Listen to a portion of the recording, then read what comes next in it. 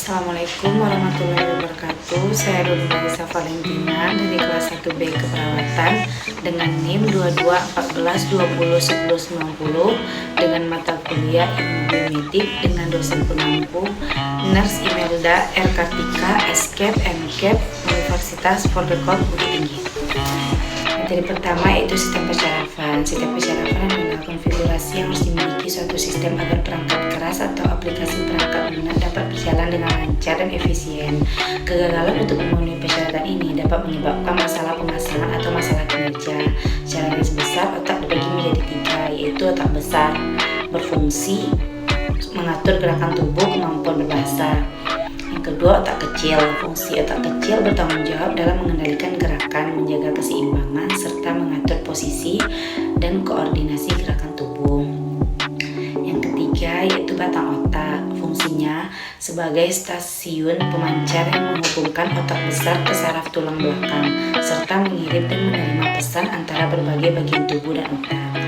Selanjutnya kita masuk ke bagian lobus. Otak fungsi otak besar berdasarkan bagiannya. Otak kanan, otak kiri dibagi menjadi 4 bagian yang disebut lobus, yaitu lobus frontal, lobus temporal, lobus parietal, dan lobus occipital. Tiap lobus memiliki fungsi masing-masing. Yang pertama, lobus frontal berfungsi mengendalikan gerakan, ucapan, perilaku, memori, emosi, kepribadian, dan berperan dalam fungsi intelektual. Yang kedua, lobus temporal terletak di sisi kanan dan kiri otak di dekat telinga, berfungsi mengendalikan indera pendengaran. Yang ketiga, lobus parietal terletak di belakang lobus frontal yang berfungsi mengendalikan sensasi seperti sentuhan, tekanan, nyeri, suhu, dan juga mengendalikan orientasi spasial atau pemahaman tentang ukuran. Yang keempat, lobus occipital terletak di bagian belakang otak, berfungsi mengendalikan penglihatan. Ada 12 saraf kranial beserta fungsinya. Yang pertama, saraf olfaktorius berfungsi mencium bau dan aroma tertentu. Yang kedua, saraf optik berfungsi sensorik yang berhubungan dengan mata. Saraf okulomotor berfungsi adanya saraf okulomotor, maka pupil bisa melakukan respon terhadap cahaya yang masuk sehingga mata tidak menerima cahaya yang berlebihan. Yang selanjutnya, saraf troklear fungsinya yaitu menggerakkan otot mata. Yang kelima, saraf trigeminal maupun motorik. Fungsi sensorik saraf ini adalah merasakan sensasi di kulit kepala. Yang keenam, saraf abdusen mengoperasikan otot rektul lateral. Saraf facialis menghasilkan air liur dan dapat mengeluarkan air mata. Yang kedelapan, saraf vestibuloclearis berfungsi mengumpulkan setiap informasi yang berkaitan dengan bagian telinga dalam serta berkaitan dengan keseimbangan. Yang kesembilan, saraf glossopharyngeal berfungsi untuk memberikan informasi sensorik yang berasal dari telinga bagian luar hingga pada rongga bagian tengah telinga. Yang ke-10, saraf vagus berfungsi mengendalikan setiap gerakan jantung, paru-paru hingga pita suara. Yang ke-11, saraf aksesorius memiliki fungsi berupa membantu saraf motorik otot leher bekerja.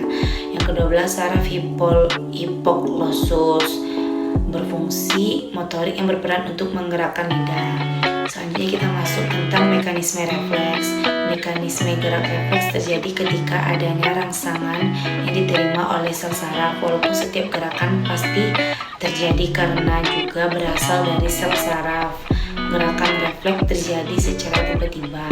Gerakan refleks pada sistem gerak manusia terjadi secara otomatis. Lanjut ke materi ketiga tentang sistem reproduksi. Sistem reproduksi manusia, dari organ hingga fungsinya, manusia bisa memiliki keturunan karena tubuhnya memiliki organ dan sistem reproduksi. Namun masih banyak orang belum paham bagian dan fungsi dari sistem reproduksinya sendiri. Sistem reproduksi pria terdiri dari 2 bagian utama, yaitu bagian luar dan dalam. Setiap bagian tentu memiliki fungsi masing-masing yang sangat vital. Yang pertama, penis.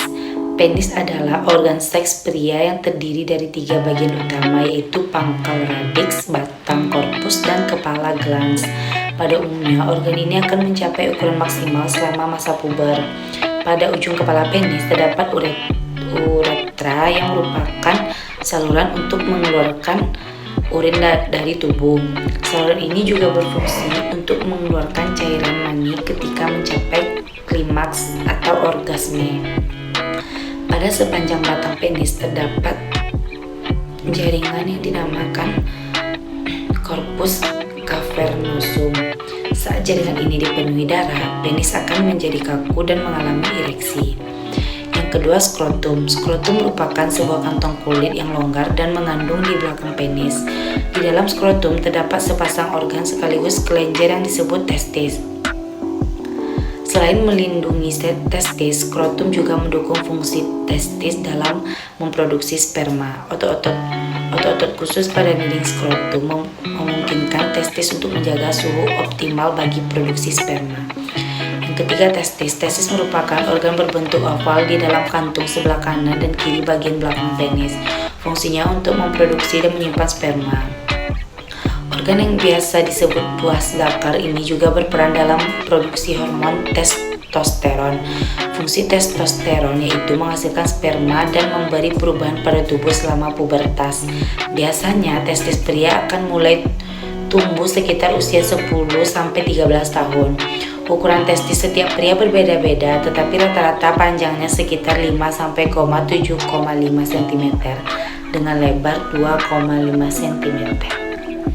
Selanjutnya yaitu materi keempat tentang sistem perkemihan. Sistem perkemihan merupakan sistem yang penting untuk membuang sisa-sisa metabolisme makanan yang dihasilkan oleh tubuh, terutama senyawaan nitrogen seperti urea dan kreatinin.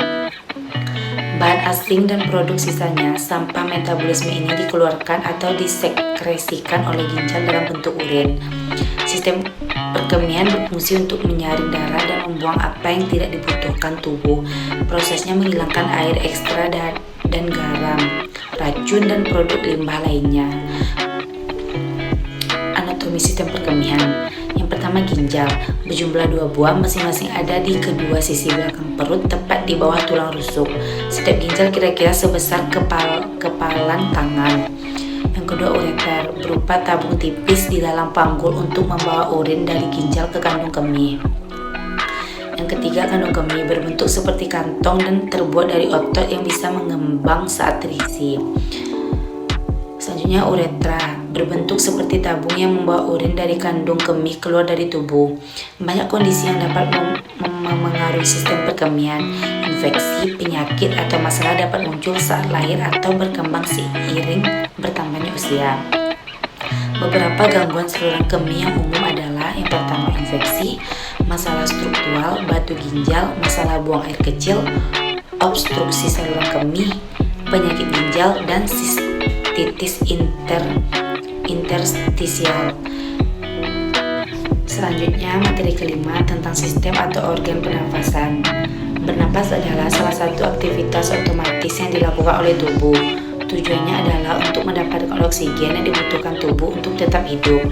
Sistem pernapasan adalah sekumpulan jaringan organ yang membantu tubuh bernapas. Sistem pernapasan membantu tubuh menyerap oksigen dari udara dan membuang gas sisa seperti karbon dioksida dari darah. Dengan dukungan oksigen, seluruh organ dapat berfungsi dengan normal. Berikut fungsi sistem pernapasan, organ pernapasan, dan cara memelihara organ pernapasan. Fungsi sistem pernapasan untuk membuat Anda bisa bicara dan membawa sesuatu, untuk mengalirkan udara sesuai suhu tubuh dan melembabkannya sesuai kondisi tubuh, untuk melindungi saluran udara dari zat berbahaya. Untuk menjalankan beragam fungsi sistem pernapasan, tubuh membutuhkan sinergi organ-organ pernapasan. Bagian jaringan organ pernapasan manusia tersebut terdiri atas mulut dan hidung, pintu masuk keluar udara ke tubuh, sinus, ruang sela di antara tulang kepala yang mengatur suhu dan kelembapan udara yang dihirup.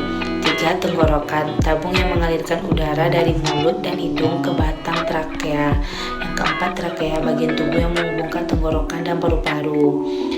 5. Tabung bronkial, tabung di bawah tenggorokan yang terhubung ke paru-paru. Yang keenam, paru-paru, organ yang mengeluarkan oksigen dan memasuk ke seluruh tubuh. 7. Diafragma, otot yang membantu paru-paru menarik dan mengeluarkan udara. 8. Tulang rusuk, tulang yang mengelilingi dan melindungi paru-paru. Ke-9. Alveoli, kantong udara kecil di paru-paru sebagai tempat pertukaran oksigen dan karbon dioksida. 10. Bronchiolus, cabang dari bronkial yang mengarah ke alveoli. 11. Kapiler, pembuluh darah di dinding alveoli yang menggerakkan oksigen dan karbon dioksida. 12. Lobus paru-paru, bagian paru-paru berbentuk bulat, 3 di paru-paru kanan dan 2 di paru-paru kiri. 13. Pleura, kantong tipis yang mengelilingi lobus paru-paru. 14. Cilia, rambut kecil yang berguna menyaring debu dan alergen dari saluran pernapasan. 15. Laring, organ berongga yang dapat mengeluarkan suara saat udara masuk dan keluar. Selanjutnya materi ke-6 yaitu tentang sistem muskuloskeletal.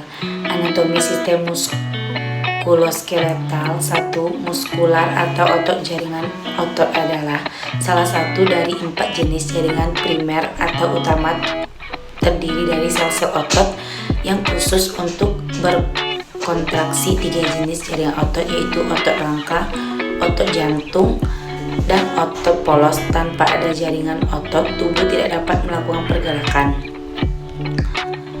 Ciri-ciri otot kontraksi itu seperti menegang, estibilitas, merespon dengan kuat jika distimulasi oleh impuls saraf, ekstensibilitas, mampu memegang melebihi panjang otot. Sense-relax, elastisitas, dapat kembali ke ukuran semula setelah berkontraksi. 2 jenis otot rangka merupakan bagian terbesar tubuh kita. Fungsi utamanya untuk menggerakkan tubuh.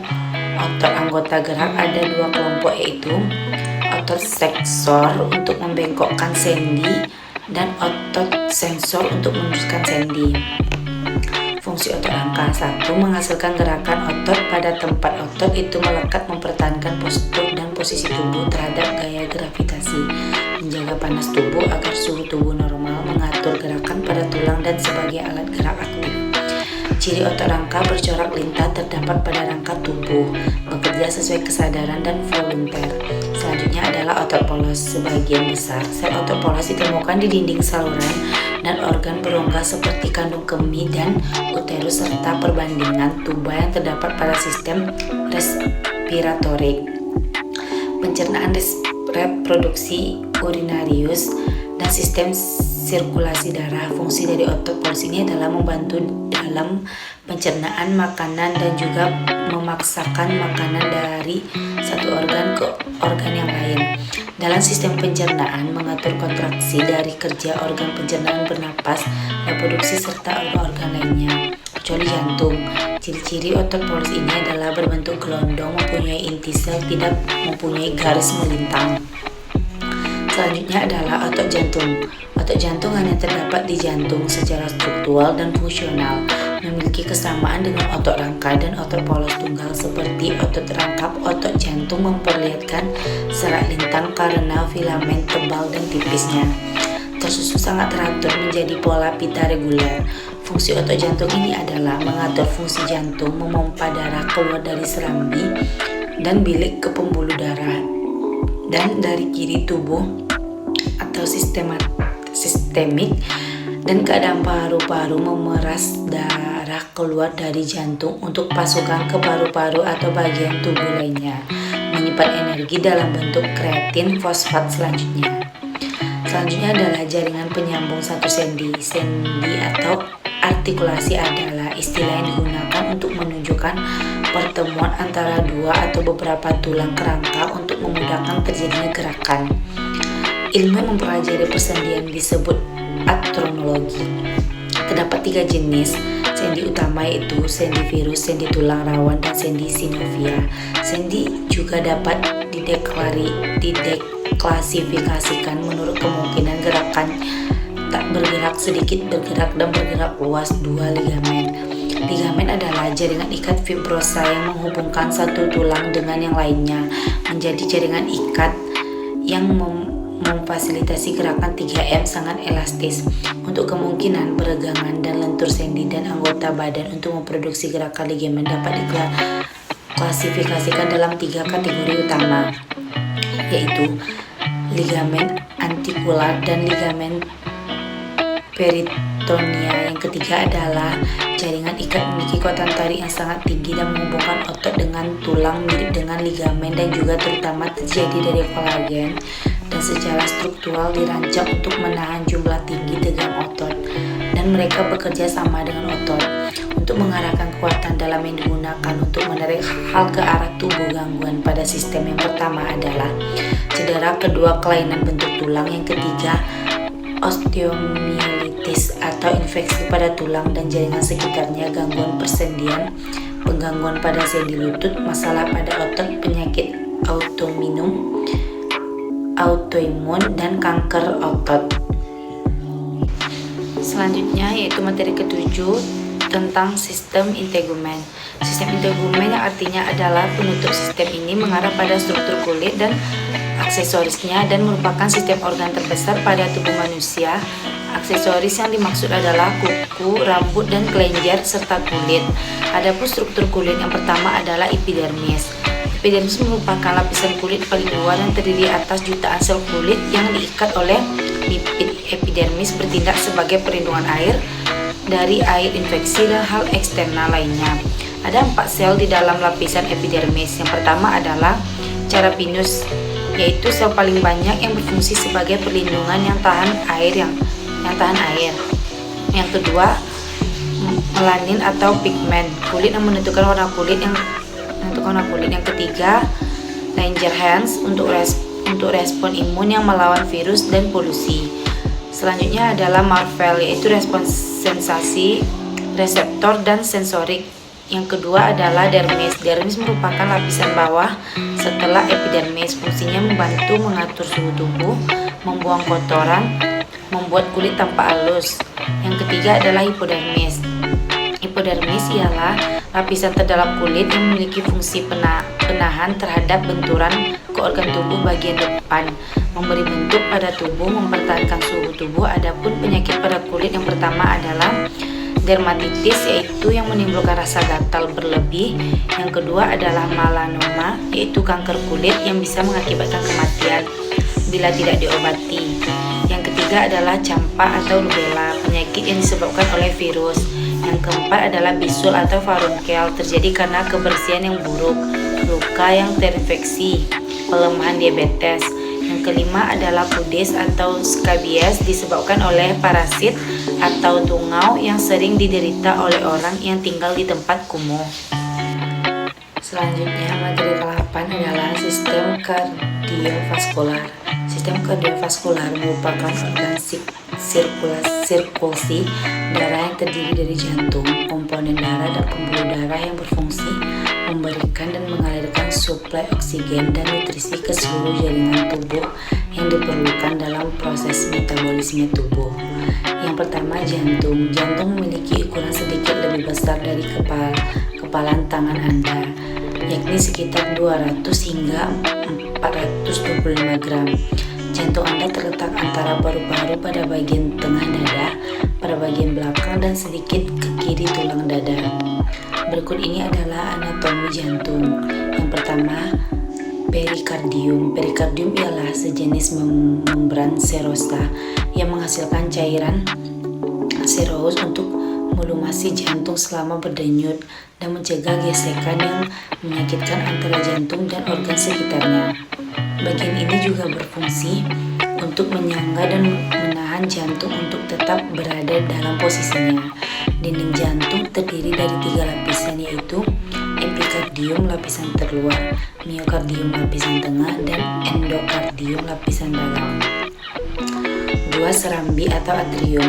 Bagian serambi atau atrium merupakan bagian jantung atas yang terdiri dari serambi kanan dan kiri. Serambi kanan berfungsi untuk menerima darah kotor dari tubuh yang dibawa oleh pembuluh darah, sedangkan serambi kiri berfungsi untuk menerima darah bersih dari paru-paru. 3. Bilik. Sama seperti serambi, bilik atau ventricle merupakan bagian jantung bawah yang terdiri dari bagian kanan dan kiri. Bilik kanan berfungsi untuk memompa darah kotor dari jantung ke paru-paru. Sementara itu, bilik kiri berfungsi untuk memompa darah bersih dari jantung ke seluruh tubuh. 4. Katup. Katup dibagi menjadi 4. 1. Katup trikuspid mengatur aliran darah antara serambi kanan dan bilik kanan. 2. Katup pulmonal mengatur aliran darah dari bilik kanan ke arteri pulmonalis yang membawa darah ke paru-paru untuk mengambil oksigen. 3. Katup mitral mengalirkan darah yang kaya oksigen dari paru-paru mengalir dari serambi kiri ke bilik kiri. Yang keempat, katup aorta membuka jalan bagi darah yang kaya akan oksigen dari bilik kiri ke aorta. 5. Otot jantung. Otot jantung merupakan gabungan dari otot lurik dan otot polos yang berbentuk silindris dan memiliki garis terang serta gelap. Otot dalam jantung bertugas untuk memompa darah ke seluruh tubuh. Otot jantung merupakan otot terkuat karena mampu bekerja terus-menerus sepanjang waktu tanpa istirahat untuk memompa darah. Jika otot ini berhenti bekerja, maka sistem peredaran darah akan berhenti sehingga terjadilah kematian. Siklus jantung dibagi menjadi 2, yaitu 1. Sistol, jaringan otot jantung berkontraksi untuk memompa darah keluar dari ventrikel. 2. Diastol, otot jantung rileks terjadi pada saat pengisian darah pada jantung. Jika tekanan darah sistolik adalah angka yang lebih tinggi dan tekanan darah diastolik adalah angka yang lebih rendah. 6. Pembuluh darah. Pembuluh darah yang satu ada arteri. Pembuluh darah jantung ini akan oksigen karena berfungsi darah ke sisi kiri otot jantung. Arteri memiliki dinding yang cukup elastis sehingga mampu menjaga tekanan darah tetap konsisten. 2. Vena. Pembuluh darah yang satu ini membawa darah yang miskin oksigen dari seluruh tubuh untuk kembali ke jantung ketimbang arteri, yaitu vena memiliki dinding pembuluh yang lebih tipis. 3. Kapiler. Pembuluh darah ini bertugas untuk menghubungkan arteri terkecil dengan vena terkecil. Dindingnya sangat tipis sehingga memungkinkan pembuluh darah untuk bertukar senyawa dengan jaringan sekitarnya seperti karbon dioksida, air, oksigen, limbah, dan nutrisi. Selanjutnya adalah sistem peredaran darah.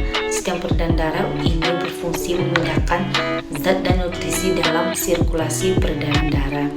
Ventrikel kiri memompa darah yang kaya oksigen ke dalam arteri utama, yaitu aorta. Setelah itu darah mengalir dari arteri utama ke arteri yang lebih besar, lebih kecil atau ke jaringan kapiler. 1. Peredaran darah besar sirkulasinya berawal dari jantung atau ventrikel kiri yang memompa darah lalu mengalirkan darah bersih ke seluruh tubuh. Baiklah, kita masuk ke materi terakhir, yaitu tentang sistem pencernaan. Sistem pencernaan merupakan serangkaian jaringan organ yang memiliki fungsi untuk mencerna makanan. Makanan tersebut akan diproses secara mekanik ataupun secara kimia. Pencernaan secara mekanik yaitu pencernaan yang terjadi di dalam lambung yang melibatkan gerakan fisik dalam tubuh. Sistem pencernaan merupakan bagian tubuh yang memiliki berbagai fungsi penting, mulai dari menyerap nutrisi dari makanan yang dikonsumsi, menggunakan nutrisi tersebut, dan membuang limbah dari proses penyerapan. Dan ada beberapa organ utama yang menyusun sistem pencernaan dan memiliki fungsinya masing-masing, dimulai dari mulut, kerongkongan, lambung, usus halus, usus besar, rektum, dan anus. Berikut ini adalah penjelasan mengenai fungsi setiap organ. Yang pertama yaitu mulut. Mulut adalah awal dari saluran pencernaan. Pencernaan dimulai bahkan sebelum seseorang menggigit makanan yang dikonsumsi, sebab kelenjar ludah akan menjadi aktif saat seseorang melihat dan mencium hidangan tertentu. Air liur kemudian akan mulai bercampur dengan makanan untuk mulai memecahnya. Hal ini bertujuan untuk memudahkan penyerapan makanan yang digunakan oleh tubuh. Ketika seseorang menelan, lidah juga memasukkan makanan ke tenggorokan dan ke kerongkongan. 2. Kerongkongan. Kerongkongan menerima makanan dari mulut saat seseorang menelan. Serangkaian kontraksi otot di dalam kerongkongan yang disebut peristaltik mengantarkan makanan ke lambung. Yang ketiga yaitu lambung. Lambung merupakan organ berongga yang berfungsi untuk menampung makanan saat sedang dicampur dengan enzim lambung. Enzim tersebut nantinya akan melanjutkan proses pemecahan makanan menjadi bentuk yang dapat digunakan. 4. Usus halus. Organ ini terdiri dari 3 bagian, yaitu duodenum, jejunum, dan ileum. Perlu diketahui bahwa usus kecil merupakan tabung otot sepanjang 22 kaki, di mana organ ini berfungsi untuk memecah makanan menggunakan enzim yang dilepaskan oleh pankreas dan empedu dari hati. Selain itu, gerak peristaltik juga bekerja di organ ini, memindahkan makanan dan mencampurnya dengan cairan pencernaan dari pankreas dan hati. 5. Pankreas. Organ ini berfungsi untuk mengeluarkan enzim pencernaan ke dalam duodenum yang memecah protein, lemak, dan karbohidrat. Pankreas juga membuat insulin, meneruskan langsung ke aliran darah. 6. Hati atau liver. Hati memiliki banyak fungsi, tetapi tugas utamanya adalah sistem pencernaan adalah memproses nutrisi yang diserap dari usus kecil. Empedu dari hati yang disekresikan ke usus kecil juga memainkan peran penting dalam mencerna lemak dan beberapa vitamin. 7. Kantong empedu. Kantong empedu menyimpan dan mengkonsentrasikan empedu dari hati, kemudian melepaskannya ke duodenum di usus kecil untuk membantu menyerap dan mencerna lemak. Yang ke-8 yaitu usus besar, bertanggung jawab untuk memproses limbah sehingga mengosongkan usus tubuh. Bahwa usus besar adalah tabung otot sepanjang 6 kaki yang menghubungkan usus kecil ke rektum. Yang ke-9 yaitu rektum. Rektum merupakan bagian tubuh yang memiliki berbagai fungsi, mulai dari menerima fases dari usus besar, memberitahukan bahwa ada fases yang harus dikeluarkan, dan menahan fases sampai terjadi evakuasi. Yang ke-10 anus. Anus adalah bagian terakhir dari saluran pencernaan. Saluran sepanjang 2 inci yang terdiri dari otot-otot dasar panggul dan 2 sphincter anal atau internal dan eksternal. Lapisan anus bagian atas mampu mendeteksi isi rektal. Ini memungkinkan seseorang untuk mengetahui apakah isinya cair, gas, atau padat. Itulah penjelasan mengenai anatomi pada sistem pencernaan manusia sekaligus fungsinya. Maka jagalah tubuh kita dengan baik dan benar, dan selalu menjaga kesehatan dan makanan yang kita konsumsi. Baiklah, itulah hasil presentasi saya tentang sistem anatomi tubuh manusia untuk UAS Ilmu Biomedik Dasar saya. Apabila ada yang kurang dan salah, saya mohon maaf. Wabillahi taufiq wal hidayah. Wassalamualaikum warahmatullahi wabarakatuh.